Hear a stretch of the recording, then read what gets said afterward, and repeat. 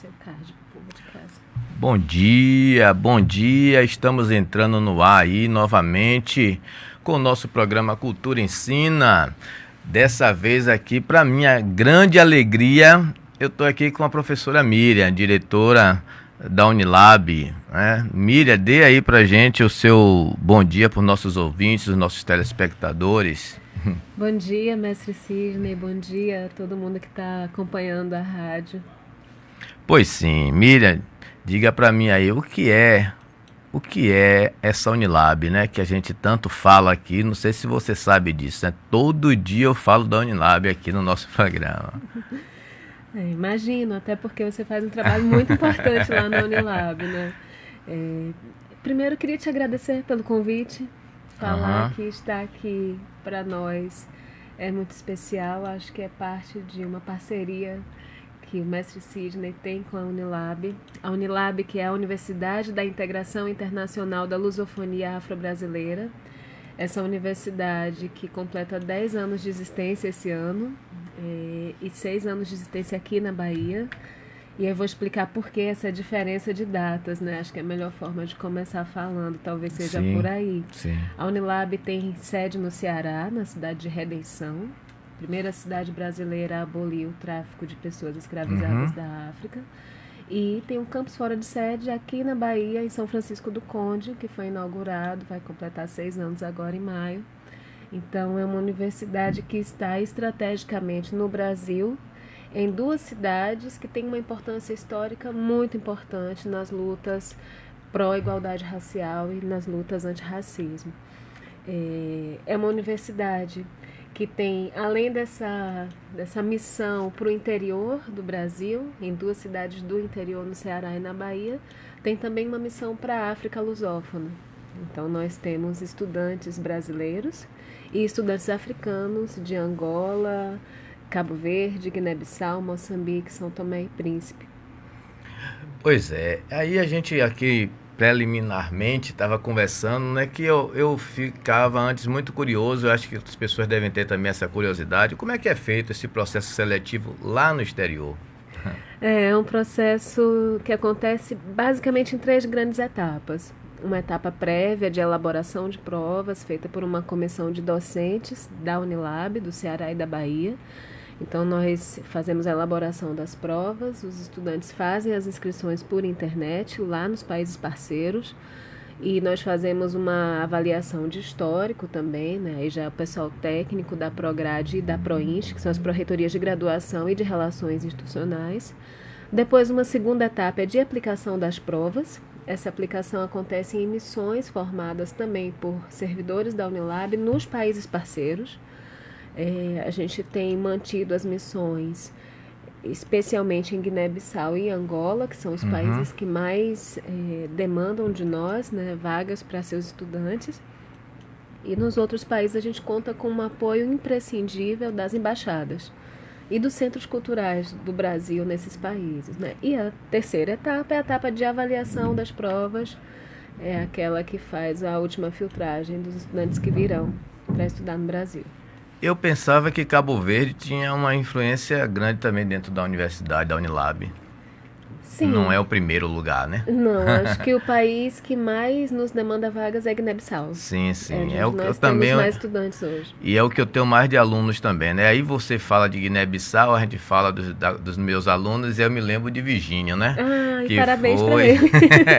Que aquela... E lembrando aqui o seguinte, para quem assistiu, muita gente assistiu, acho que já está em 800, 700 visualizações, né, Tom? Dali da formatura de Virgínio. Foi muito emocionante. A gente não planejou tudo do jeito que tá ali, né? A gente pensou em fazer uma surpresa para ele e tal, mas de repente, do jeito que estava montado a entrada dos alunos, dos estudantes, para receber o diploma, a certificação, acabou ele enxergando lá, a gente montando a coisa, mas também ele improvisou, né? Ele entrou gingando e tal, e ali foi muito legal aquilo ali. Mas e aqui no Brasil, como é que é feito esse processo de seleção? No Brasil, os estudantes têm acesso à universidade através do SISU. Aquelas pessoas que fizeram o Enem entram pelo SISU E, além disso, nós temos como política de preenchimento de vagas o lançamento de alguns editais específicos. Nós temos um processo interno, é o CISURI, que Uhum. recebe estudantes que fizeram o Enem nos últimos 5 anos. E até o ano passado a gente vinha conseguindo manter também uma política de editais para quilombolas indígenas, é, para quem já está na educação básica, né, para professores que já estão na educação básica e querem fazer uma segunda graduação, para transferências de quem vem de outras instituições também. A cada semestre há um Uhum. volume grande de editais que são publicados para flexibilizar ao máximo e democratizar ao máximo o acesso de estudantes a essa universidade que é pública, federal, brasileira e É internacional ao mesmo tempo. internacional também ao mesmo tempo. Eu me lembro que no início era trimestre, né? Sim, Ainda agora são semestres? sim. Semestres. E o primeiro curso, ele é de 2 anos. Ou ainda? Nós passamos por algumas mudanças, Mudanças. isso por orientação do MEC, né, Aham. como entidade regulatória máxima. Então, o bacharelado em Humanidades, que antes era um curso de 2 anos, passou a ser um curso de 3 anos. E as terminalidades, que eram Sim. cursos de 3 anos, passaram a ser de 2 anos. Isso significa que o estudante vai ter o mesmo tempo para a integralização do seu curso, que é de aproximadamente 5 anos, independente da terminalidade que ele escolha. É só para explicar para quem está nos ouvindo, o bacharelado em Humanidades permite depois a formação em Relações Internacionais, Ciências Sociais, História ou Pedagogia, conforme vocação e interesse do estudante que entrou a partir do bacharelado interdisciplinar em Humanidades. E, além disso, nós temos o curso de Letras, que é uma licenciatura em Letras Vernáculas. E essa composição? Como é essa composição? O que é esse corpo dentro da Unilab, né? O que é essa composição? Alunos do Brasil, alunos do exterior, alunos de escola pública, alunos de escola particular. O que é essa composição da Unilab? Eu acho que é a cara da diversidade que dá a marca da nossa instituição, né? Acho que você já teve a oportunidade Sim. de ouvir minhas falas em momentos solenes, colação de grau, formatura, e onde quer que eu vá, eu tenho muito orgulho de dizer como a Uhum. universidade, como a nossa universidade, ela é diversa e ela encara o desafio da integração como sua premissa básica, que está lá no nosso estatuto. É uma universidade criada com o princípio da solidariedade entre os povos. Sim. Isso é fácil? Não, é desafiador. Mas o desafio também nos motiva a pensar nessas estratégias de convivência. E sim, tenho muito orgulho de dizer que no Brasil nós somos a universidade federal que mais forma estudantes negros. Uhum. E acho que isso é motivo de orgulho também, porque nós estamos falando de uma instituição voltada mesmo em sua prática para um pensar decolonial, mas também de reparação, assim, que tem muito marcadamente a luta antirracismo como sua bandeira, além de outras lutas em prol da igualdade e da justiça social. Né? Um abraço aí para Ana Maria, para William Ferreira. Minha amiga, me diga uma coisa. E essa cooperação técnica existe? Não existe uma cooperação técnica entre a Unilab e a Secretaria de Educação de Santo Amaro? Existe, E como é que ela existe e funciona? funciona. A gente tem se aproximado cada vez mais da Secretaria de Educação e de Cultura, na Sim, sim. verdade, através de várias ações, né?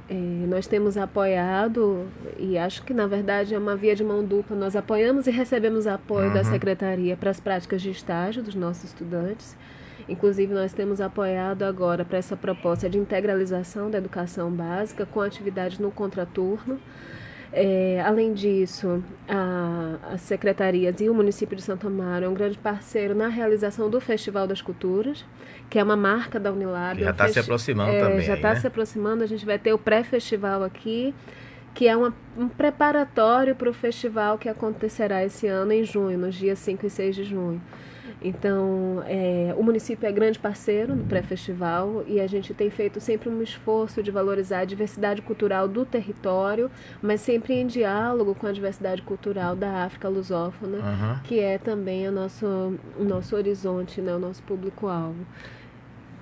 Você sempre está falando aí da lusofonia, lusofonia. Outro dia eu estava conversando aqui com uma pessoa negra e religiosa, e ela desconhecia essa expressão, lusofonia.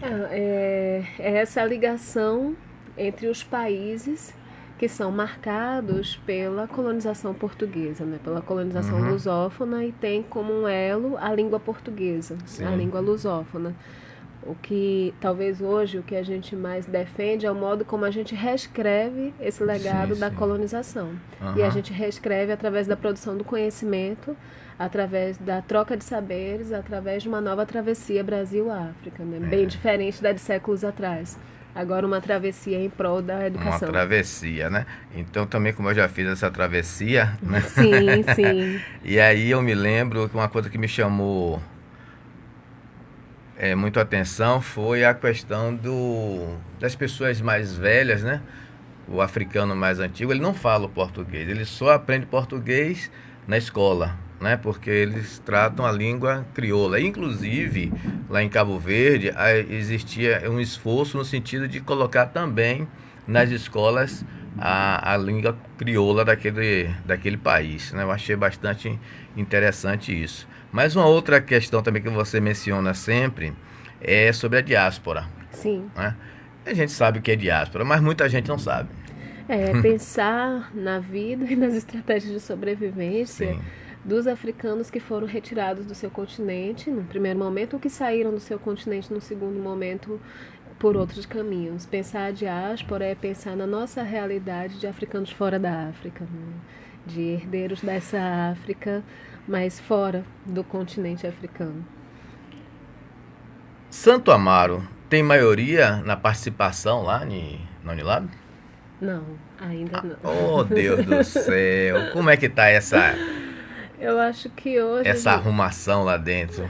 A gente tem hoje talvez pouco mais de 200 estudantes santamarenses ou que residem em Santa Amaro. Mas acho que eu fiz a pergunta errada. É assim, se você for pegar Santa Amaro, comparar com os africanos, os africanos seriam maioria. Eu falo entre as cidades circunvizinhas. Sim, eu entendi mal. Não, acho que a gente tem... Santa Amaro eu acho que mais contribui. Isso, é o município mais próximo, sim. Você, como jovem, né, mulher negra, me permita, com todo respeito, muito bonita. Obrigada. O que é que significa Unilab para você? Olha, a Unilab me ensina todos os dias. Eu acho que... Eu sou professora de literatura, de teoria da literatura. Completo agora em março, completei dia 6 de março, 5 anos de nomeação como professora da Unilab. E o que eu te asseguro, mestre Sidney, é que eu não sou a mesma professora de teoria da literatura que eu era antes de entrar aqui. A Unilab é o lugar onde eu aprendi sobre mim, onde eu aprendi sobre como repensar uma formação que tive e, assim, com toda a gratidão que tenho às universidades por onde passei. Eu sou filha de escolas públicas, de universidades públicas. Eu sou de Salvador. Sim. Nasci em Salvador. Fiz graduação na UFBA, mestrado na UFES e doutorado na UFRJ, depois pós-doutorado na UFES, ou seja, é toda uma trajetória no ensino público, para essas instituições eu sou muito grata, mas preciso dizer que a Unilab, ela me deu muito do que essas instituições não me deram, do ponto de vista de uma formação pensada a partir de outras premissas, sabe? Reconhecendo o meu lugar também enquanto mulher negra brasileira e qual o meu papel como professora de literatura nessa nossa luta cotidiana em prol de reparação e de equidade. No seu ponto de vista, o que é que significa a Unilab para São Francisco do Conde e para o Recôncavo? Olha, eu acho que a Unilab, para além do seu caráter, digamos, político, do caráter político do seu projeto de instituição, ela tem também a grande vantagem de estar em cidades do interior que de algum modo ficam sombreadas, porque, repare, nós temos ao redor algumas outras universidades. Temos a UFBA em Salvador, que não é tão longe, sim, a UFES em Feira de Santana, temos o NEB em várias cidades, os institutos federais. Mas tem uma área, a UFRB, sim, muito importante, mas tem uma área que fica um tanto sombreada. E aí a gente pensa que é essa área intermediária entre a região metropolitana de Salvador e um pedaço do recôncavo. E a Unilab chega e atende a demandas dessa área como um novo vetor de desenvolvimento, que tira inclusive desses municípios uma dependência exclusiva do petróleo. Sim. E permite uma ampliação de oportunidades, tanto a partir da inserção dos munícipes nessa universidade que é pública, federal, com bastante qualidade, e as notas que os nossos cursos receberam em suas primeiras avaliações denotam essa qualidade. O fato de termos 89 docentes e todos eles com doutorado denota essa qualidade. O fato de termos quase 50 projetos de pesquisa e quase 40 projetos de extensão denota essa qualidade, esse compromisso com o território. Mas além disso tudo, que já não é pouca coisa, é um importante vetor de desenvolvimento econômico também. A gente vê como essas cidades são modificadas, como há novas oportunidades de emprego, de comércio, de serviços, desde investimento em aluguéis, até o mercadinho, até o mototáxi, até... Enfim, há uma rede que se amplia e que se fortalece com a chegada da universidade no território. E acho que isso é um ponto também que precisa ser considerado. Eu não sei se você falou, eu não me lembro, acho que eu não perguntei, quais são os cursos que a Unilab oferece? Eu falei, mas repito. Nós temos o bacharelado interdisciplinar em Humanidades, que permite a terminalidade em Ciências Sociais, Relações Internacionais, História ou Pedagogia, e temos o curso de licenciatura em Letras Vernáculas. É porque aqui eu perguntei isso. Ontem nós tivemos aqui uma entrevista muito boa de Jamile, né? Ela é responsável aqui pela Lafrida. Sim. Lafrida, que está em Salvador e que está aqui em Santa Amaro. E você fala dos projetos e tal. E a gente aqui em Santa Amaro tem uma discussão muito forte com relação a todo esse processo das escolas, né? Eu prefiro falar escolas de nível superior, no sentido de deixar uma contrapartida para o município, para a região, nesse viés, né? A cultura precisa desse fôlego, né? Sim. E a gente tem lá dentro do Unilab um projeto de extensão, né? Sim. Eu queria que você, assim, por suas palavras, tentasse esmiuçar, detalhar o que é esse projeto de extensão da capoeira, né? No ponto de vista da diretora. Estou lhe apertando? Não, eu acho que não está me apertando porque, como eu sempre tenho dito, todas as oportunidades de aprendizado elas são importantes. Acho que a capoeira dentro da Unilab ela é mais do que um projeto de extensão. E você vai saber disso melhor que eu.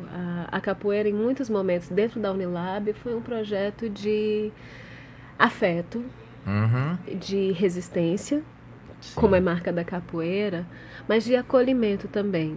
A capoeira salvou muitos estudantes de uma dor muito funda que às vezes as pessoas não entendem, que é a saudade. Sim. Como é difícil estar longe de casa. Como é difícil estar do outro lado do oceano e saber que um ente querido faleceu e não se pode fazer a travessia de volta para se despedir de uma pessoa que se ama. Então você sabe muito bem que a capoeira lá, mais do que um projeto de extensão, ou seja, mais do que um projeto que leva aspectos formativos para fora dos muros da universidade, ela faz um papel importantíssimo de acolhimento, de afetividade, de algum modo de redenção também de alguns de nossos estudantes. Nós sabemos que algumas pessoas, por várias razões, estiveram muito perto de limites pouco saudáveis de conduta, vamos dizer assim. Sim. Como essas pessoas elas foram resgatadas pela capoeira. Então, talvez não sejam as palavras da diretora, mas da cidadã Miriam, que vê no trabalho que você faz algo muito importante. E que nós sabemos, aí a diretora falando, nós sabemos que o apoio que podemos ofertar é muito aquém do apoio que o seu projeto e que outros projetos merecem, por conta de uma conjuntura que nos obriga a fazer a educação superior no seu tripé ensino, pesquisa e extensão a partir de um lugar um tanto desconfortável ultimamente, do ponto de vista de orçamento, de infraestrutura. A gente sabe que está muito aquém nesse sentido e que ainda assim o projeto é potente e é uma potência do ponto de vista daquilo a que se propõe, que é de trabalhar a formação, mas a formação a partir do afeto, do acolhimento e da resistência. Pois é, eu vou ter que mudar a pergunta, senão eu vou me emocionar aqui, viu, Tom? Eu vou ter que precipitar aqui uma das perguntas para poder eu conseguir me reconstituir. Então, o que é que você não pode deixar de falar? O que é que você não pode deixar de dizer para o nosso público para o nosso estudante, para o pessoal da Unilab que está te vendo aí agora, né? Aquela coisa que está dentro de você que você precisa externar. Ai, ultimamente eu tenho notado, não só na Unilab, mas até na conversa com outros gestores de outras universidades, um certo desânimo frente a essa conjuntura que coloca a educação em segundo plano. Mas o que eu posso dizer é repetir as palavras de Conceição Evaristo. Se combinaram de nos matar, nós combinamos de não morrer. Sim. E acho que esse é o nosso grande desafio. A Unilab é um projeto ímpar, é um projeto que, puxa vida, a gente tem pouco mais de 10% de nossos estudantes quilombolas. E você vai dizer assim, 10% é significativo? É muito significativo. Muito, sim. Na realidade social e racial brasileira, é muito significativo saber que pouco mais de 10% do nosso público de alunos é quilombola. Isso é um trabalho que a gente faz de ir também nos quilombos, sabe? De estar junto daquelas pessoas. Não é aquela coisa de ir lá, fazer a pesquisa e levar como contrapartida um material encadernado e dizer aqui, muito obrigado. Não. É um trabalho cotidiano de um engajamento do corpo docente, técnico e do nosso alunado de estar perto das comunidades. Acho que a gente cumpre o nosso papel de universidade interiorizada assim, não apenas na nossa prática de sala de aula ou dos projetos institucionais, mas no modo como a gente vem tentando se relacionar com o município e com o território. Então não posso deixar de dizer de como a Universidade da Integração Internacional da Lusofonia Afro-Brasileira é ímpar, na medida em que vem cumprindo o seu trabalho com essa premissa da excelência acadêmica, da solidariedade entre os povos. Você falou da questão da conjuntura, né?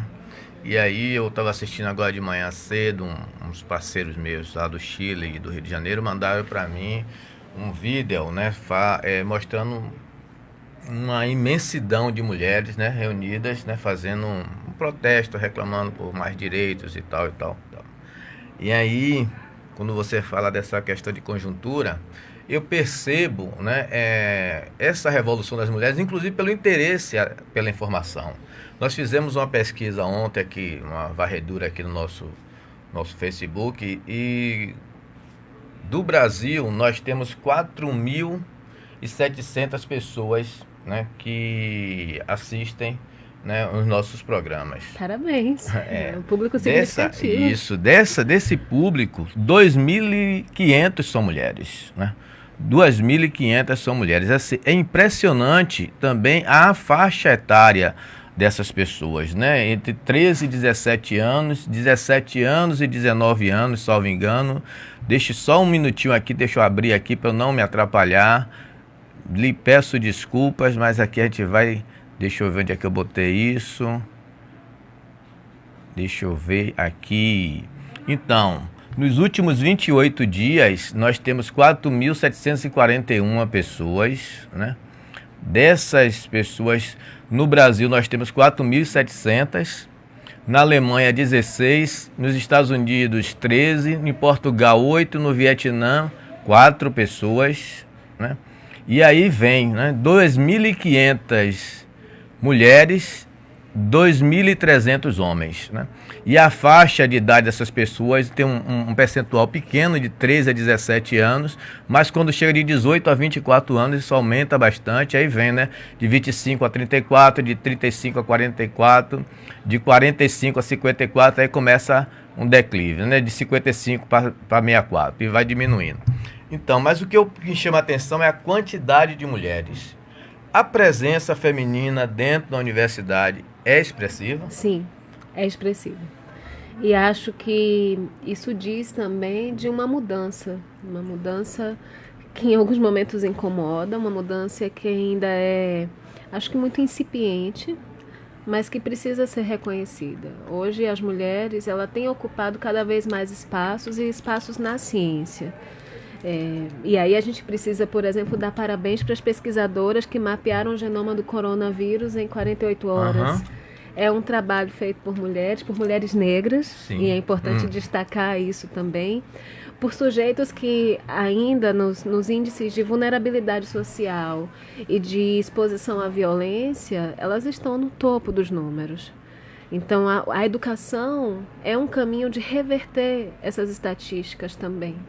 E a universidade aberta para todos os públicos, para as mulheres, para a população LGBTQI+, é cumprir o seu papel de universidade, de respeito à diversidade, à pluralidade e de democratização do acesso a todos os grupos sociais.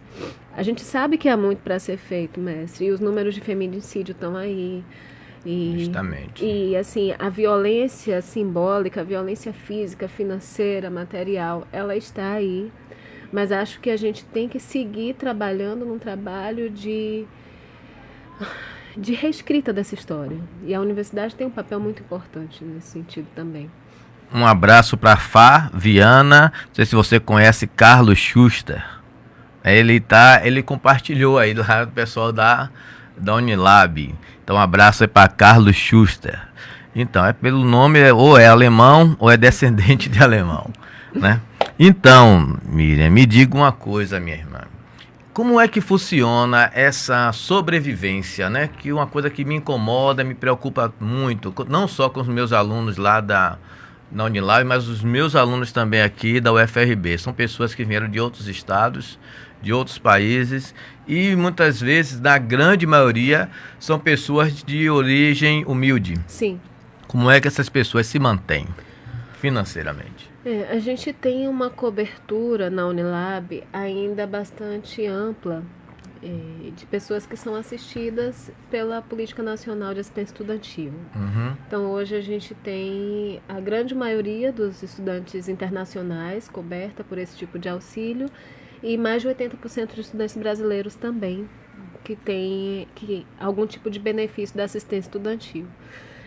Esse auxílio tem valores diferenciados, a depender da necessidade de cada estudante, de cada grupo, e vai desde auxílio alimentação para alguns, auxílio deslocamento para outros, auxílio moradia para outros, mas uma maioria expressiva recebe um pacote de todos os auxílios, e ao contrário do que se pensou durante muito tempo, viu, mestre, que os meninos recebiam uma bolsa com valor fabuloso, não, é um auxílio que para quem recebe, todos eles, chega ao teto de R$530 para se manter durante um mês inteiro. Sim. Então, não é um valor tão expressivo.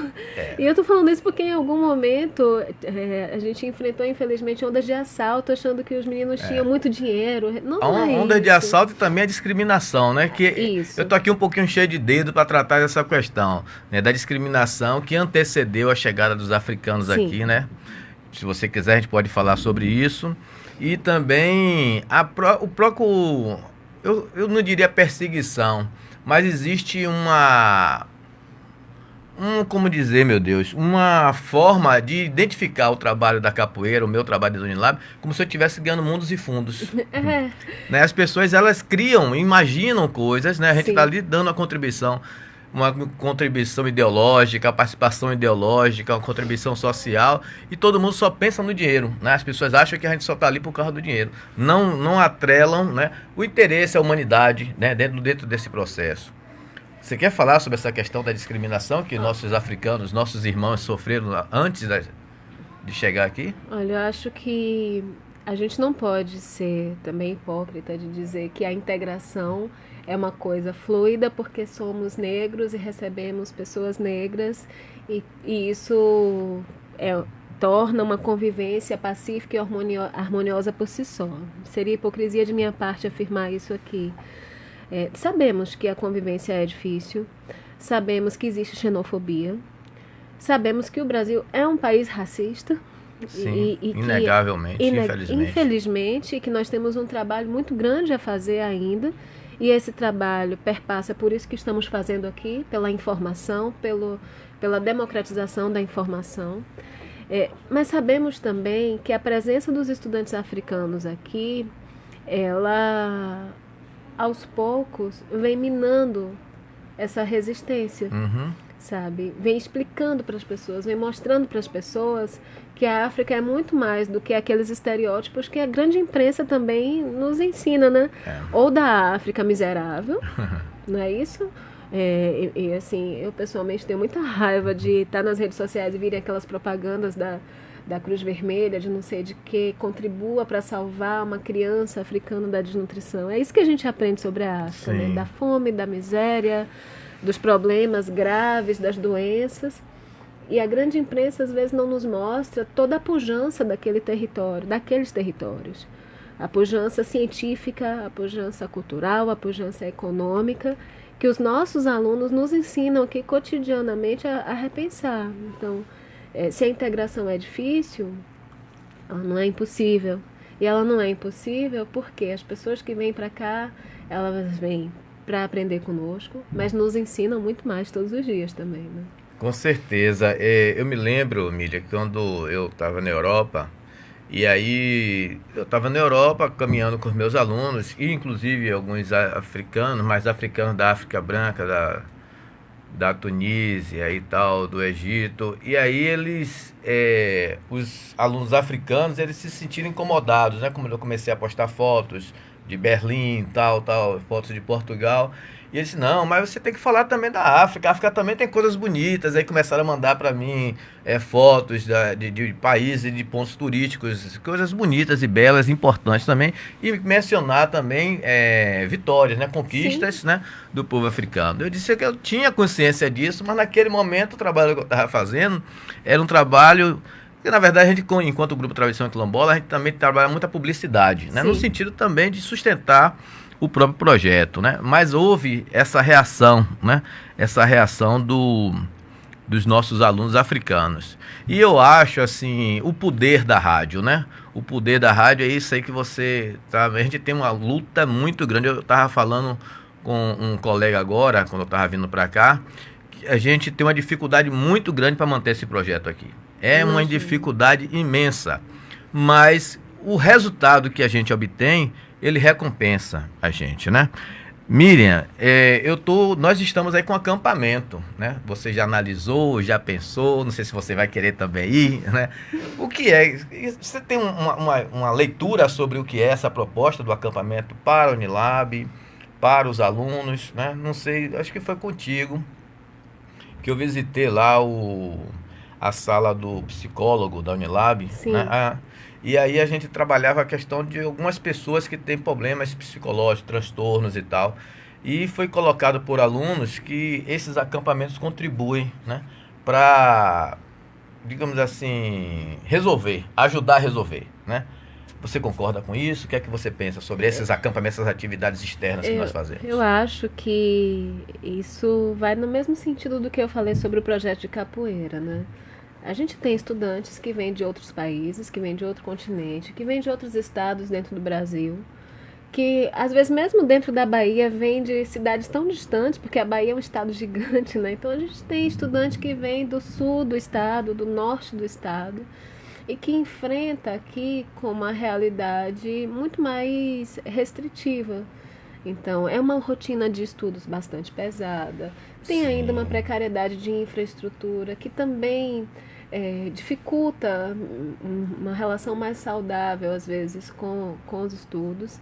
Tem a saudade de casa, tem a dificuldade financeira, tem o desafio de estar sozinho, muitas vezes pela primeira vez, de estar morando sozinho ou dividindo casa com colegas.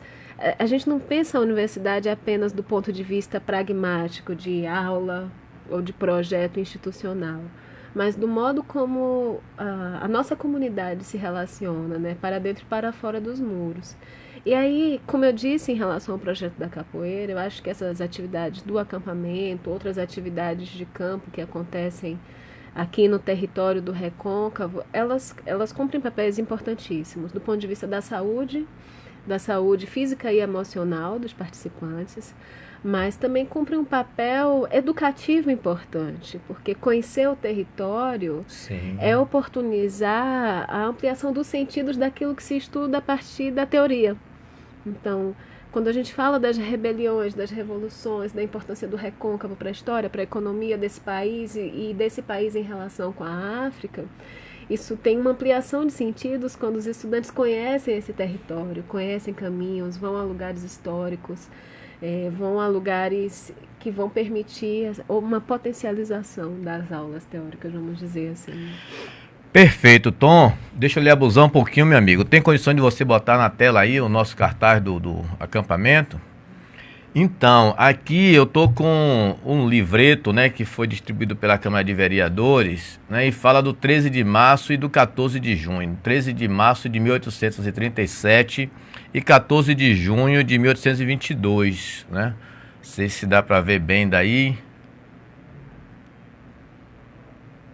Aí também tá na tela aí o nosso cartaz do acampamento, que a gente vai falar daqui a pouquinho.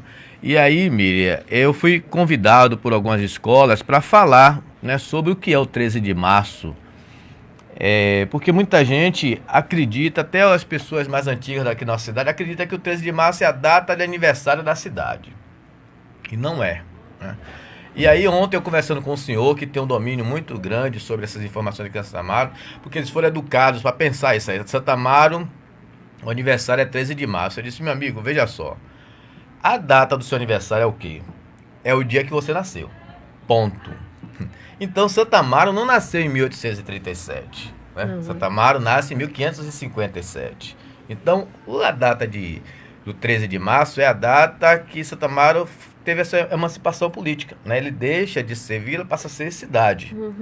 E é isso que significa. E esse significado, ele é muito importante para a gente, porque teve um processo. Sim. Além desse processo de transformação, né, em cidade, teve depois o posterior, que foi o desmembramento. Que a gente perdeu Teodoro Sampaio, que a gente perdeu Terra Nova, que a gente perdeu Salbara, que a gente perdeu Amélia Rodrigues, né?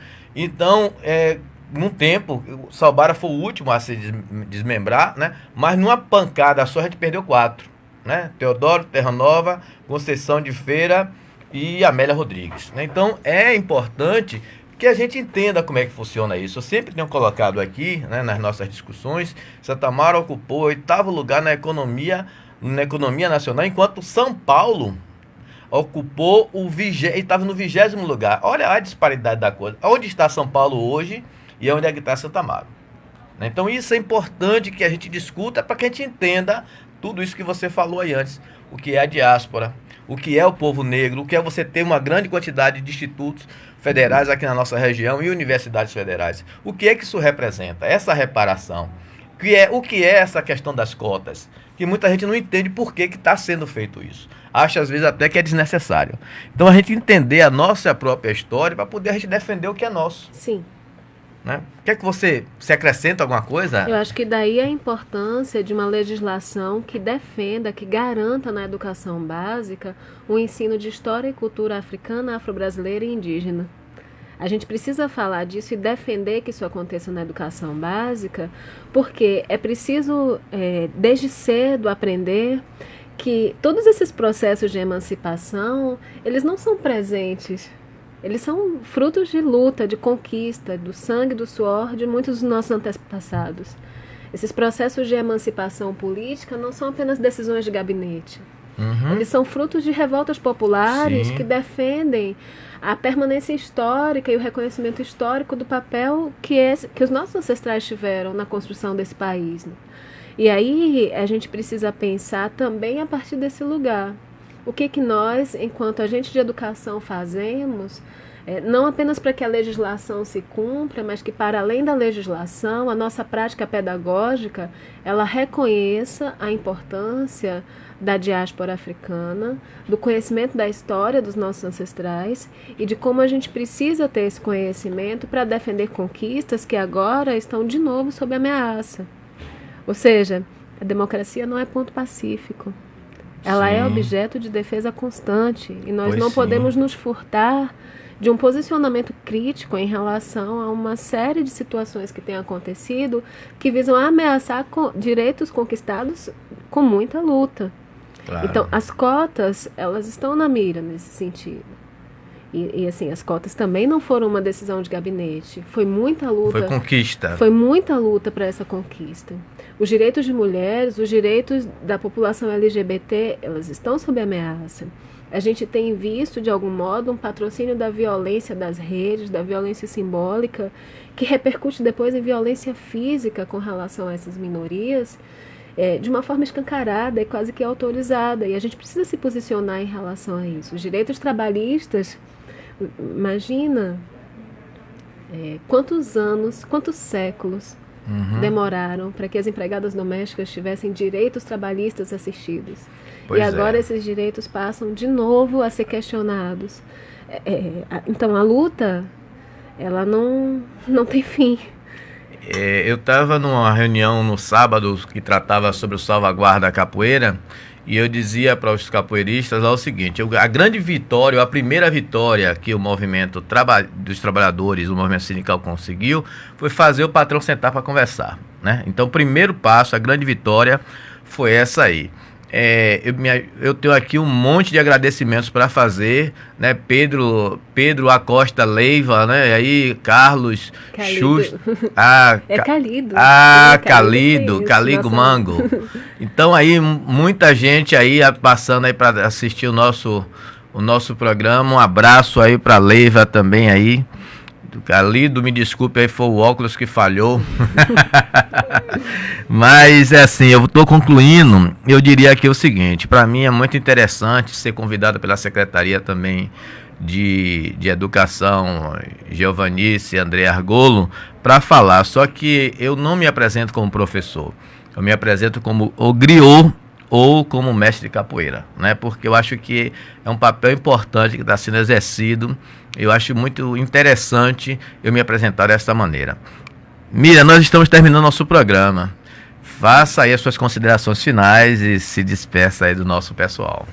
Mestre Cisney, mais uma vez eu agradeço a você por este momento aqui, mas por uma parceria anterior, cotidiana, né, com a Unilab. Agradeço à Secretaria de Educação de Santo Amaro, que tem sido cada vez mais parceira nossa, e que tem entendido a importância de garantir o deslocamento dos munícipes para a Unilab, de trazer os nossos estudantes para estarem mais perto da rede básica. Eu acho que nas ações em parceria, todas as instituições se fortalecem, e as instituições de educação, elas precisam mesmo se fortalecer em redes cada vez mais para superar todas essas adversidades, né, frutos de uma conjuntura orçamentária, estrutural e política bastante delicada para a educação. Então, fica o meu agradecimento à Secretaria também e ao município de Santo Amaro.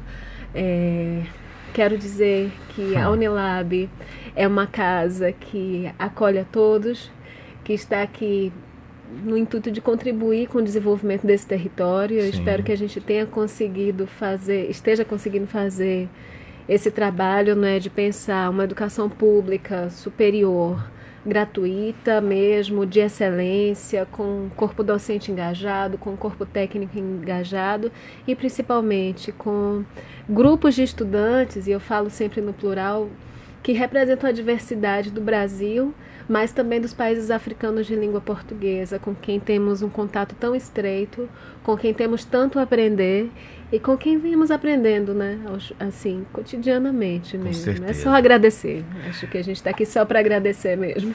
Tá bom, um abraço aí para Leila Santana. Então, pessoal, estamos terminando aí, e amanhã nós temos aí os conselheiros, né? Amanhã é dia 11, é isso, Tom? Amanhã os conselheiros, inclusive com Sabrina lá da Unilab, né? E nós vamos falar sobre o Fundo Nacional de Educação, vamos falar sobre merenda escolar, vamos falar sobre, acredito eu, talvez até contribuir alguma coisa, reforçando a matéria de ontem, que foi sobre a escola, né, a segurança escolar. Nós temos um projeto importantíssimo lá do professor Silvio na Ilha do Dendê, que já foi um lugar que teve muitos problemas, né, de violência, e hoje ele implantou lá um projeto extremamente interessante. Inclusive, Tom, tenho que pescar aí hoje essas fotografias para trazer para você, e amanhã a gente colocar na tela aí também. Então aqui é o mago da internet, da informática, viu, Miriam? Obrigada, ele salvou a pátria aqui. Então, agora precisa corrigir o salário, né, Tom? Eu sei que o salário é que a gente vai ajeitar aí. Seu Luiz aí vai chegar forte aí com o prefeito Flaviano, vai corrigir essa questão aí, fazer justiça pra gente aí, e você também. Então, um abraço aí a todos, né, e muito obrigado pela audiência. Valeu.